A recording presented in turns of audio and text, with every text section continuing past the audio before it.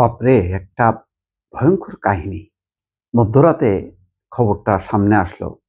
সবার সঙ্গে ঘটনাস্থলে যান মুয়াজ্জিন, অথচ তিনিই ছিলেন হত্যাকারী। একটা মসজিদের মুয়াজ্জিন। তিনি হচ্ছেন টাঙ্গাইল শহরের বিশ্বাস বেদকা ৪ রাস্তা মোড়ের মসজিদের মুয়াজ্জিন মোশাররফ হোসেন। এই লোক দেখেন তার চেহারা কি?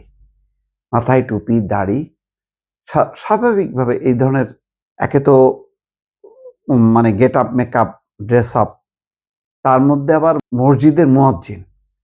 কেউ বিশ্বাস করবে এই লোক ঘাতক হইতে পারে?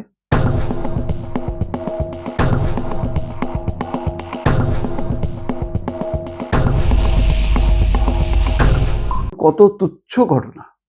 এক মহিলার কাছে সে টাকা ধার চাইছে, মহিলা দেয়নি।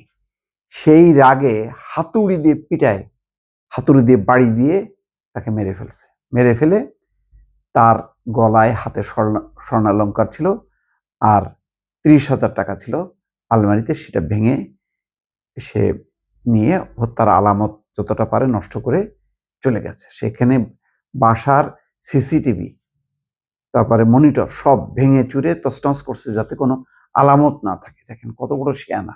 যাই হোক, পরে পুলিশ তথ্য প্রযুক্তির সাহায্যে পরে তাকে শনাক্ত করতে পারছে।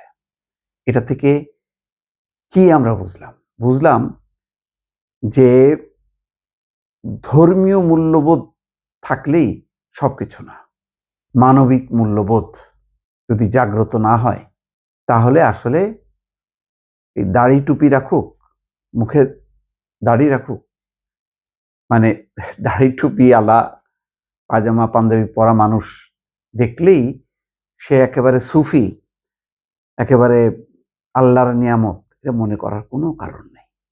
কারণ আমাদের এই ঘাতকরা, খুনিরা, পশুরা এখন এইসব ড্রেস ধারণ করছে যাতে তাদেরকে কেউ চিনতে না পারে, মানুষকে বিভ্রান্ত করা। ধরেন আমার মতন মানুষজনকে সহসাই পাপী হিসেবে মানুষ চিহ্নিত করতে পারবে। মনে করবে যে এর দাড়ি নাই, টুপি নাই, পায়জামা পাঞ্জাবি নাই, হ্যাঁ? এ অপরাধ করতে পারে। খুব দ্রুত আমাকে মানুষকে মানুষের কাছে চিহ্নিত করা যাবে। কিন্তু একটা দাড়ি টুপিওয়ালা মানুষ দেখলে, পাঞ্জাবি পরলে মানুষ মনে করবে বাবারে! না, এই লোক নিশ্চয়ই মানে হঠাৎ করে কাউকে আপনি বলতেও আপনার কষ্ট হবে। কারণ আমাদের একটা সহজাত প্রবৃত্তি, আমরা এই ধরনের মানুষের প্রতি একটু আ যেহেতু মনে করি যে সে আ ধর্ম বিশ্বাস এবং আ মুসলিম হিসাবে সেই পোশাক পরিচ্ছদ পরে, নিশ্চয়ই একটা ধর্মীয় মূল্যবোধের মাধ্যমে সে একটা সবসময় একটা পবিত্রতা নিয়ে চলে।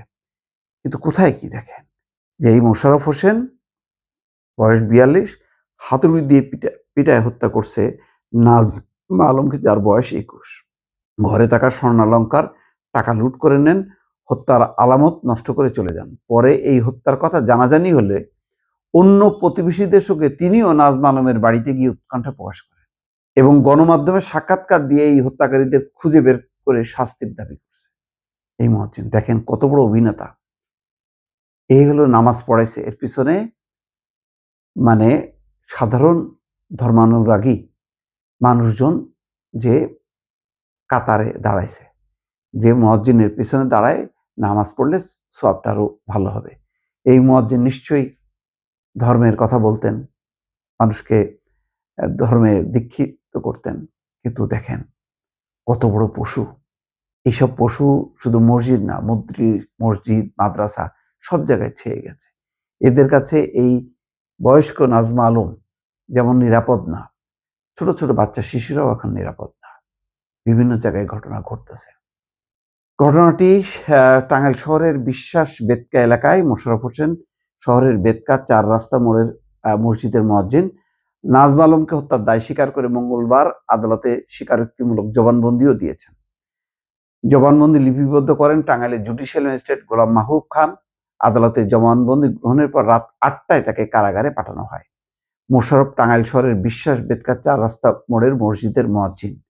নাজমা আলম টাঙ্গাইল শহরের বিশ্বাস বেতকা এলাকার বাসিন্দা শফিউল আলম ওরফে শাহিনের স্ত্রী।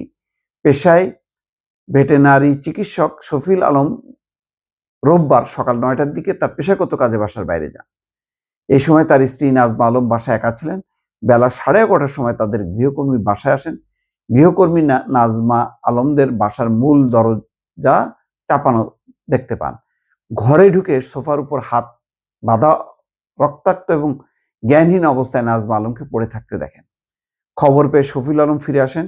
এই সময় তিনি বুঝতে পারেন যে তার স্ত্রীর 2 হাতের সোনার বালা, গলায় থাকা মালা এবং কিছু টাকা চুরি হয়ে গেছে। বাসার ক্লোজ সার্কিট ক্যামেরার ডিভিআর অর্থাৎ ডিজিটাল ভিডিও রেকর্ডার মেশিন নেই, মনিটরটিও ভেঙে নষ্ট করে ফেলা হয়েছে।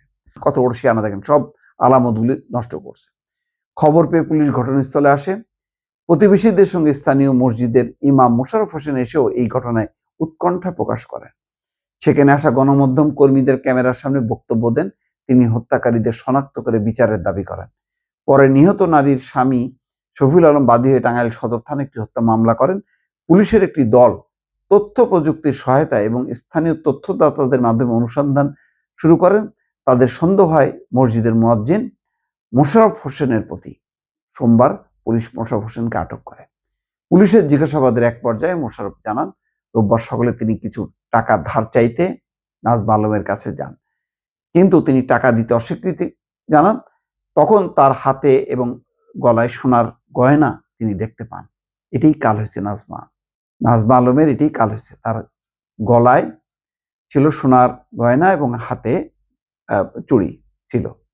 পরে সেখানে মোশাররফ চা পান করেন। পরে হাত ধোয়ার উসিলায় বেসিনের কাছে গিয়ে সেখান থেকে হাতুড়ি এনে নাজমা আলমের মাথায় জোরে আঘাত করেন। তখন নাজমা আলম অজ্ঞান হয়ে যান। তার 2 হাতে থাকা 2টি স্বর্ণের বালা এবং গলায় থাকা একটি স্বর্ণের লকেট যুক্ত চেইন এবং নগদ 30,000 টাকা নিয়ে চলে যান। এক পর্যায়ে নাজমা আলম গোঙাতে শুরু করেন। তখন গামছা দিয়ে তার হাত বাঁধেন এবং গলায় রশি পেঁচিয়ে ধরেন। তারপরে সে মারা যায় আর কি। নাজমা আলমকে হত্যার আলামত ধ্বংস করার জন্য তিনি টিভির বিটিআর মেশিন খুলে নেন এবং মনিটরটি ভেঙে নষ্ট করেন। তিনি এগুলো ওই এলাকার একটি নালায় ফেলে দেন। মসজিদে তার থাকার জায়গায় গিয়ে রক্ত লেগে থাকা পোশাক ধুয়ে ফেলেন। পরে নাজমা আলমের বাড়িতে গিয়ে অন্যান্য প্রতিবেশীদের সঙ্গে মিশে গিয়ে ঘটনায় উদ্বেগ প্রকাশ করতে থাকেন। গণমাধ্যমে সাক্ষাৎকারও দেন। পুলিশের জিজ্ঞাসাবাদে মোশাররফ হোসেন আদালতে জবানবন্দি দেওয়ার সম্মতি দেন। মঙ্গলবার তিনি টাঙ্গাইল চিফ জুডিশিয়াল ম্যাজিস্ট্রেট আদালতে পাঠানো হয়। ঘটনাটা তো এরপরে আইনি প্রক্রিয়া, কিন্তু আপনি শুধু চিন্তা করেন, একটা মসজিদে মুয়াজ্জিন টাকা ধার চাইতে গেছে, দেয়নি, ওই গৃহবধূ দেয়নি, সেই তার জবাব এটা হইতে পারে? হাতুড়ি দিয়ে তারে মেরে ফেলবে? তার মানে এরা শুধু মুয়াজ্জিনই, মাথায় টুপি, মুখে দাড়ি, শুধু মুয়াজ্জিন। তার মধ্যে বিন্দু মাত্র কোনো মানবিকতা নাই, কোনো মানবিক মূল্যবোধ গড়ে ওঠেনি। হয়তো কোনো মাদ্রাসা থেকে শিক্ষা নিয়েছে, শুধুমাত্র ওই যে ধর্মীয় শিক্ষাটা। কিন্তু ওই ধর্মের ভেতরে যে সততার কথা আছে, মানবিকতার কথা আছে, মিথ্যা কথা না বলা, মানুষের ক্ষতি না করা, এই যে মূল্যবোধগুলো যেগুলি ধর্ম এবং মানবিকতার সাথে যুক্ত, তার কিছুই নেয়নি। না হলে কিভাবে পারলো? মাথার মধ্যে আসে কি করে যে এইভাবে মানে হত্যা করে এই জিনিস নিয়ে যেতে হবে? তাহলে বাইরের এই যে ছিনতাইকারী, তাদের সাথে এই মুয়াজ্জিনের পার্থক্যটা কি হলো? একই। খুবই তাজ্জব ঘটনা দর্শক।